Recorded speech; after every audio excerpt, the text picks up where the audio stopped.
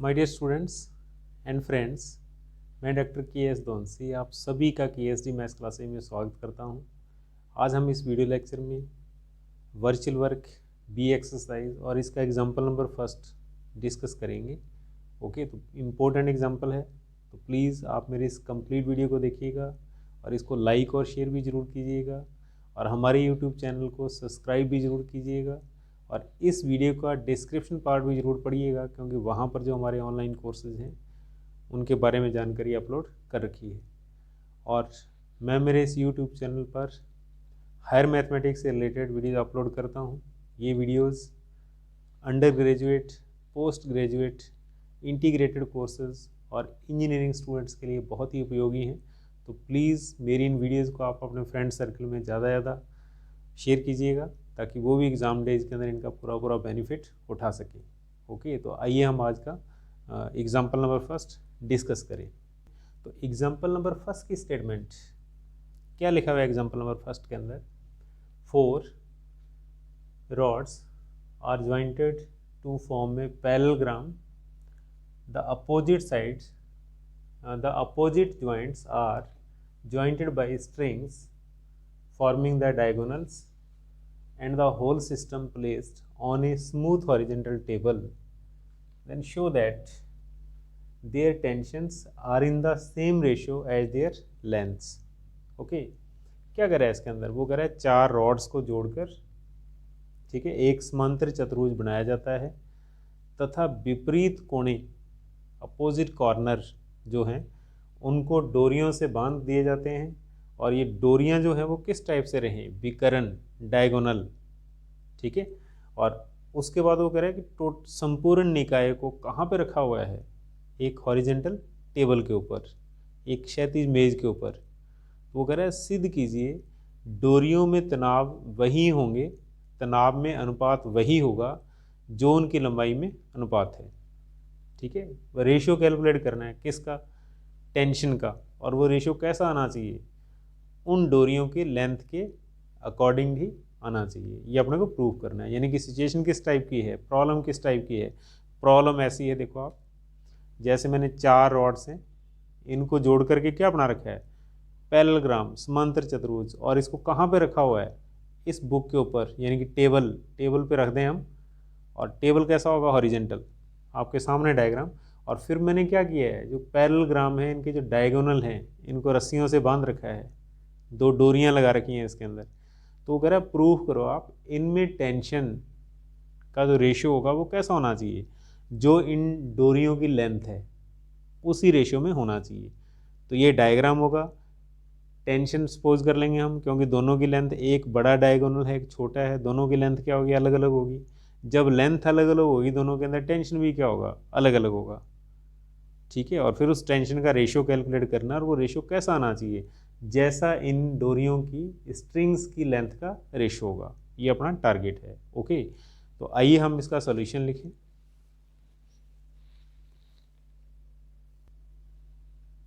हम तो सॉल्यूशन देखिए आप क्या कह रहा है इस क्वेश्चन के अंदर। सॉल्यूशन के अंदर हम सबसे पहले लेट कर लेते हैं, सपोज कर लेते हैं A B C D be a parallelogram. A B C D एक समांतर चतुर्भुज है अकॉर्डिंग टू स्टेटमेंट। और उसके बाद पैरेललोग्राम क्या होता है? जिसके अंदर आमने सामने की साइड क्या हो? इक्वल। यानी कि इस टाइप का डायग्राम बनेगा ऐसे। ओके, ए बी सी और डी, इसको हम ए सपोज कर लेते हैं, इसको हम बी सपोज कर लेते हैं, ठीक है। तो let A B equal to C D equal to A and B C equal to A D equal to B. Okay, आमने सामने की साइड क्या होंगी? सेम होंगी, इक्वल होंगी। अब इसके बाद उसने क्या लिखा हुआ क्वेश्चन के अंदर? A C and B D are 2 strings, यानी कि डायगोनल जो इसके विकर्ण हैं, वहाँ पर इसने क्या कर रखा है? 2 डोरियां लगा रखी हैं, 2 स्ट्रिंग्स, ठीक है। एक डायगोनल बड़ा होगा, एक क्या होगा? छोटा होगा, आपके सामने है। तो A C is not equal to B D. तो अब हम इसका डायग्राम बनाते हैं। देखो क्या कर रहा है वो कह रहा है इसको टेबल के ऊपर रखना है। और टेबल कैसा है? हॉरिजेंटल। तो टेबल को पूरा दिखाने की ज़रूरत नहीं है, सिर्फ टॉप दिखा दो आप।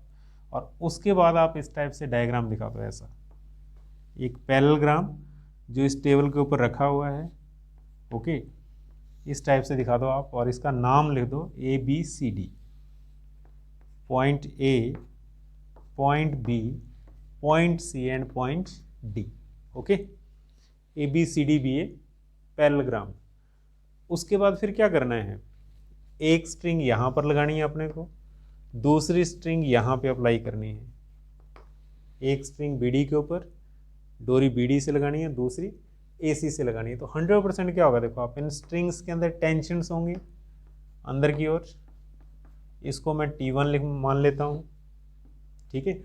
ऐसे ही इस स्ट्रिंग के अंदर भी क्या होगा, टेंशन होगा T2, ठीक है। T1 T2 क्यों लिखे हैं, सेम क्यों नहीं रखे हमने, बिकॉज लेंथ अलग अलग, देन टेंशन भी क्या होगा, अलग अलग होगा। तो ये मैंने ऊपर मेंशन कर दिया कि AB is not equal to BD। तो इसका मीनिंग क्या होगा, इन दोनों में तनाव भी अलग अलग होंगे। तो आप लिख दो let T1 equal to tension in AC and T2 equal to tension in BD। Hindi में T1 AC में तनाव है और T2 BD में तनाव है। और अब अपने को प्रूफ क्या करना है, टू प्रूव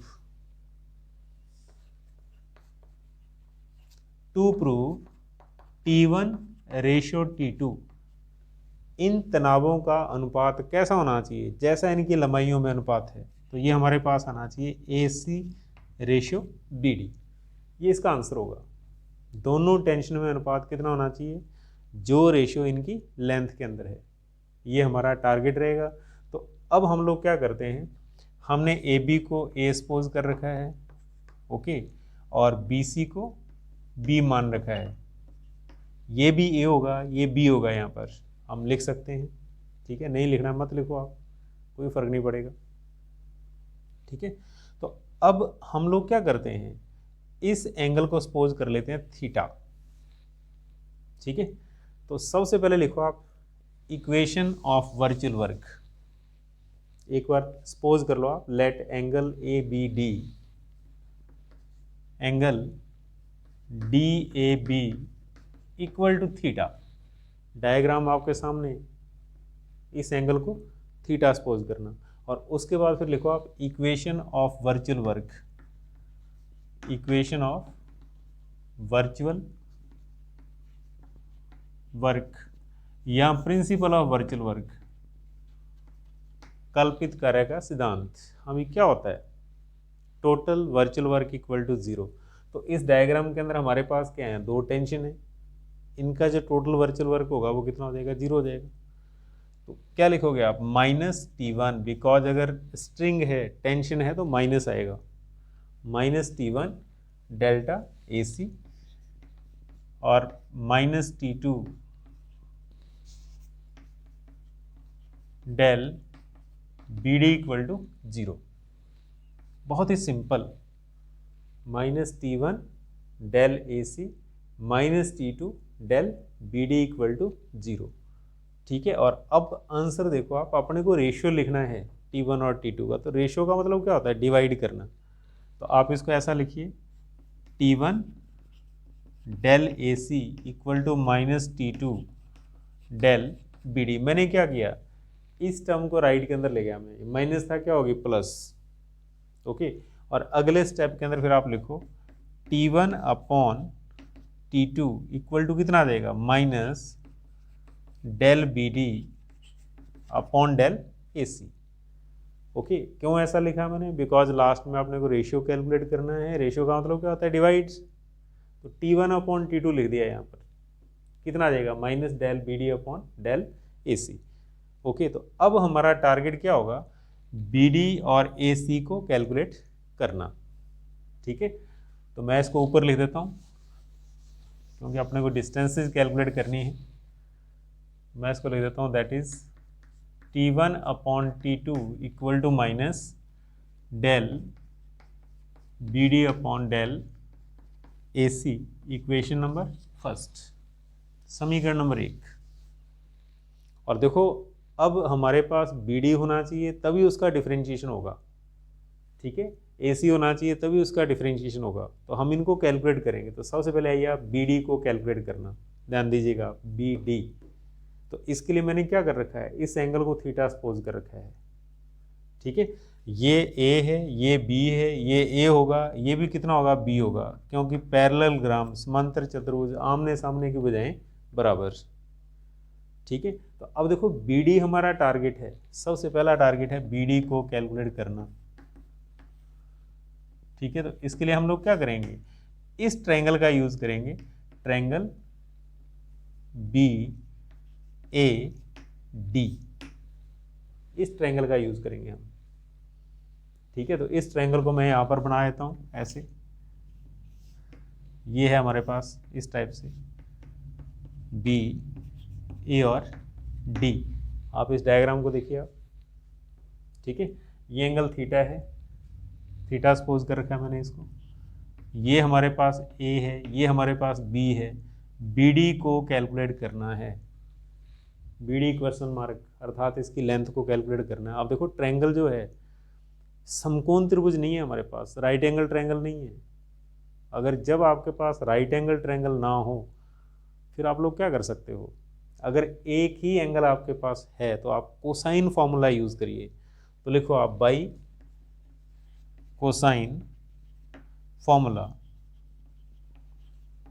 कॉस के सूत्र से, बाई कोसाइन फॉर्मूला, कॉस का फॉर्मूला यूज करना आपने को, क्या होता है, cos A equal to A square plus B square minus B D square upon 2ab।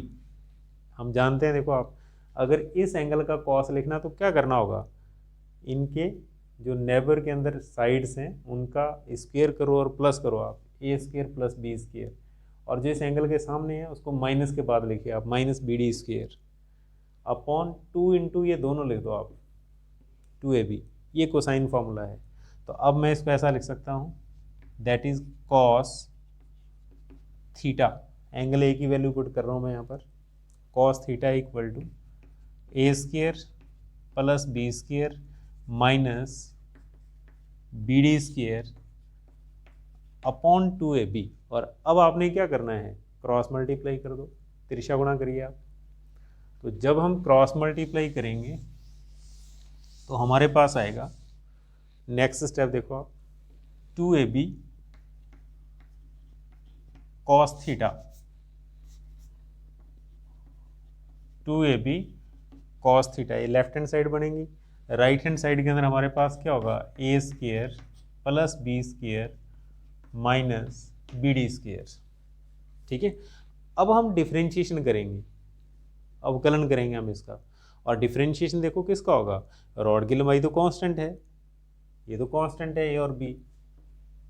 ठीक है, वेरिएबल कौन होंगे, थीटा, एंगल, या फिर इक्वेशन फर्स्ट की हेल्प लो आप, किसका डिफ्रेंशिएशन है, बी डी का डिफ्रेंशिएशन है। देखो आप, तो कहने का मतलब थीटा का डिफ्रेंशिएशन होगा और बी डी का डिफ्रेंशिएशन होगा इक्वेशन फर्स्ट को देखते हुए।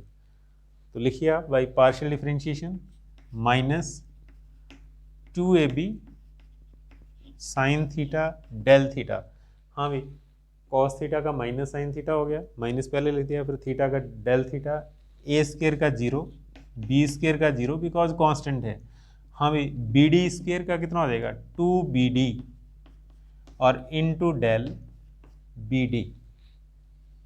ठीक है, पहले बी डी स्क्वायर का करना है कितना, 2bd, फिर मल्टीप्लाई में क्या आएगा, डेल बी डी आएगा, क्योंकि इक्वेशन फर्स्ट देखो आप डेल बी डी लिखा हुआ है। ठीक है, बी डी का डिफ्रेंशिएशन कर सकते हो आप। हाँ भाई, इसके बाद 2 से 2 कैंसिल, माइनस से माइनस कैंसिल। तो अब यहाँ से आप लोगों ने क्या करना है, डेल बी डी को कैलकुलेट कर लेना है, और ये कितना आएगा, ये हमारे पास आएगा A B sine theta del theta upon B D. ठीक है, ध्यान दो आप, डेल बी डी कैलकुलेट कर लो और ये अपॉन में आ जाएगा, बटा में आ जाएगा, ये A B sine theta del theta upon B D. Okay, हाँ, तो बी डी के बाद फिर हमारा टारगेट क्या होगा, ए सी कैलकुलेट करना। नाउ अब हम ए सी को कैलकुलेट करेंगे।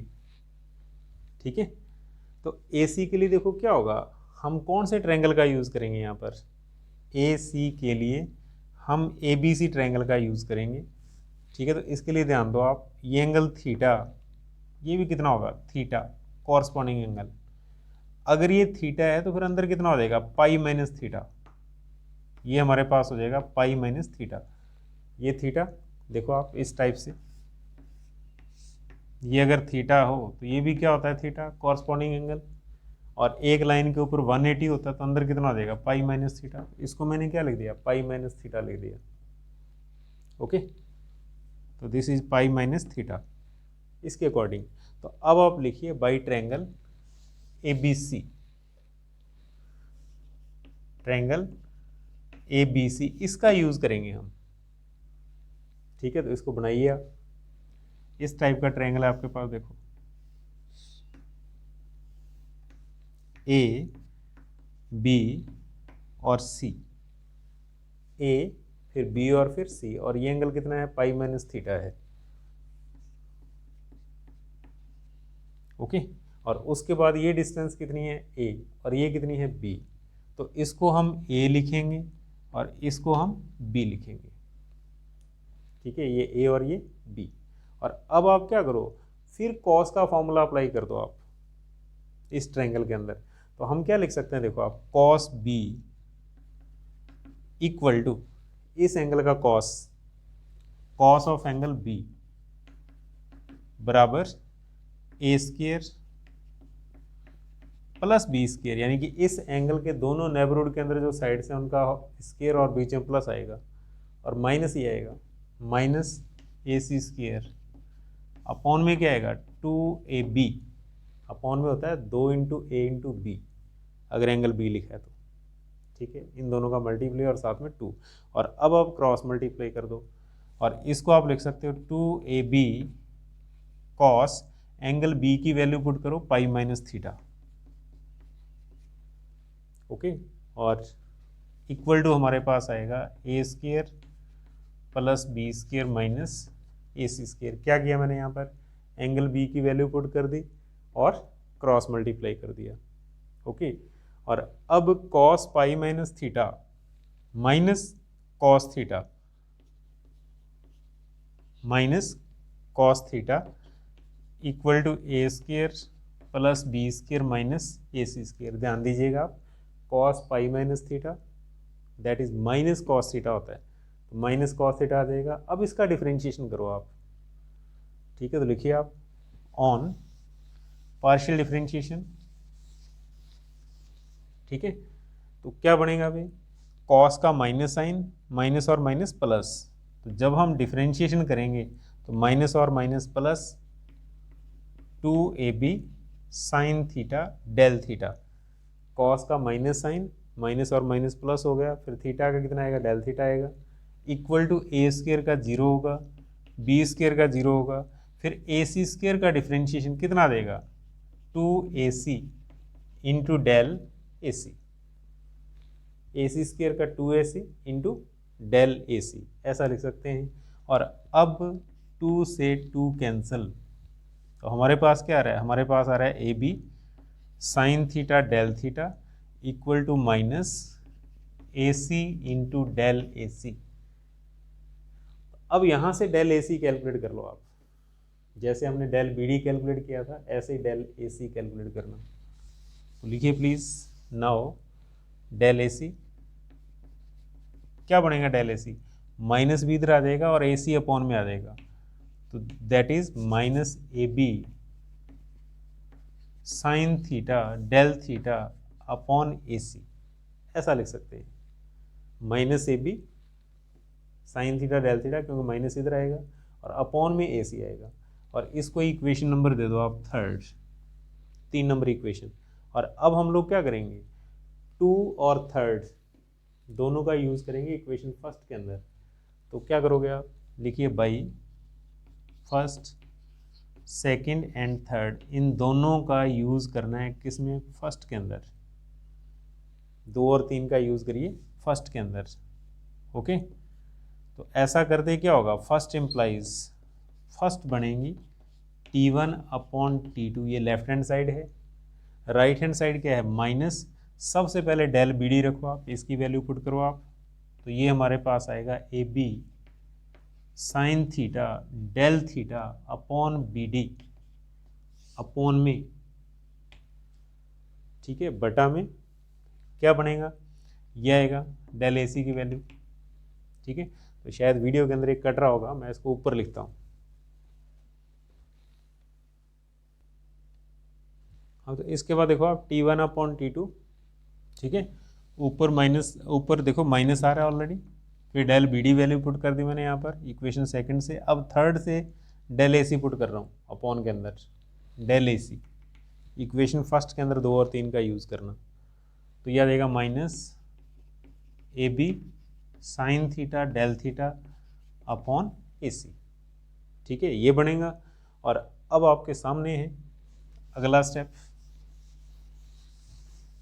क्या बनने वाला है, T1 अपॉन T2, ठीक है। देखिए क्या होगा, A B sine theta del theta, A B sine theta del theta, यहाँ 1 यहाँ 1 कैंसिल हो गई ये दोनों, ये माइनस और माइनस क्या हो जाएंगे प्लस, बिकॉज 2 माइनस है, माइनस और माइनस क्या हो जाएंगे प्लस। तो अब हमारे पास क्या आएगा, अब हमारे पास आएगा 1 upon B D upon 1 upon A C. तो अपॉन 1 अपॉन ए सी का मतलब क्या होगा, ए सी ऊपर जाएगा 1 नीचे रहेगा, ए सी ऊपर चला जाएगा 1 अपॉन के अंदर। तो अब ये हमारे पास क्या आ गया, T1 upon T2 equal to A C upon B D, ये बनेगा।